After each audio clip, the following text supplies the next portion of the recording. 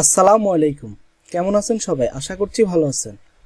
আজকে আপনাদের সাথে আলোচনা করব মাইক্রোসফট অফিস ওয়ার্ডের ট্যাক্স বাউন্ডারিজ, অর্থাৎ এই ট্যাক্সের চতুর্পাশে যে বাউন্ডারিটা আপনি দেখতে পাচ্ছেন, এই বাউন্ডারিটা আপনি কিভাবে শু করাবেন এবং এই বাউন্ডারিটা শু থাকলে কি উপকার এবং না থাকলে কি হয় সেটা নিয়ে আজকে আলোচনা করব।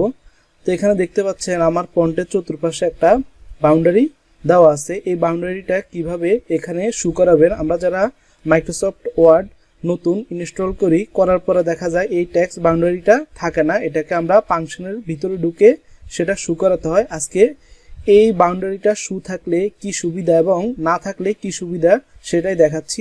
তো এখানে শু অবস্থা আছে দেখতে পাচ্ছেন।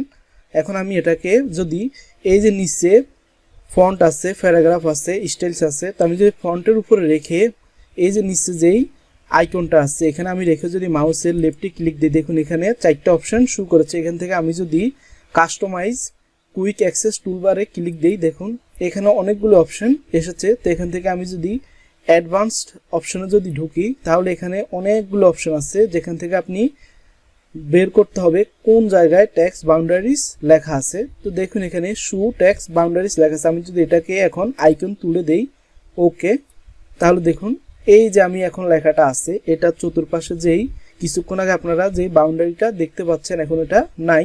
এখন আপনি লেখার ক্ষেত্রে দেখা যায় আমরা অনেক সময় এই যে আমাদের লেখাটা আছে এটাকে আমরা যদি এখন ট্যাপ চাপ দিই, দেখুন এখন আমার এখানে যদি বাউন্ডারিটা থাকে তাহলে আমি সুন্দরভাবে এই কাজগুলো আমি দেখে দেখে করতে পারবো, আমার লেখাগুলো সামনে বা পিছনে আর হবে না।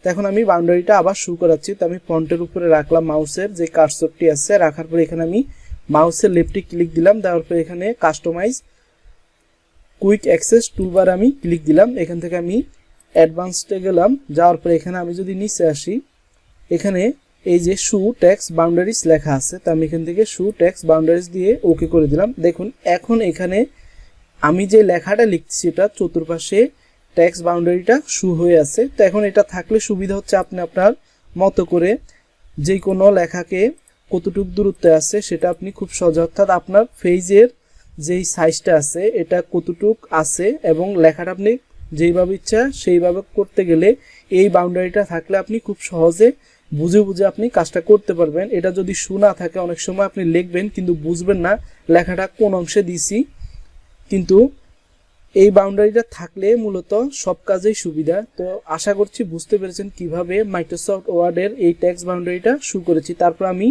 আবার দেখাচ্ছি এখানে ফন্টের যেই অপশনটা আছে এটার উপর আপনি মাউসের কার্সরটা রাখবেন, রাখার পরে লেফটে দিবেন, এখানে কাস্টমাইজ কুইক অ্যাক্সেস টুলবারে ঢুকবেন, ঢুকার পরে এখানে অনেকগুলো অপশন আছে। তো এখান থেকে আপনি অ্যাডভান্সডে যাবেন, যাওয়ার পরে এখান থেকে আপনি নিচে খেয়াল করুন শু দ্য ট্যাক্স বাউন্ডারিজ, এটা আপনি নিচের দিকে আসলে আপনি দেখতে পারবেন।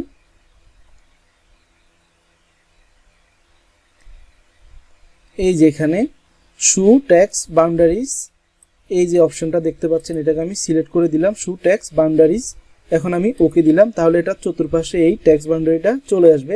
ধন্যবাদ সময়টি ভিডিওটি দেখার জন্য।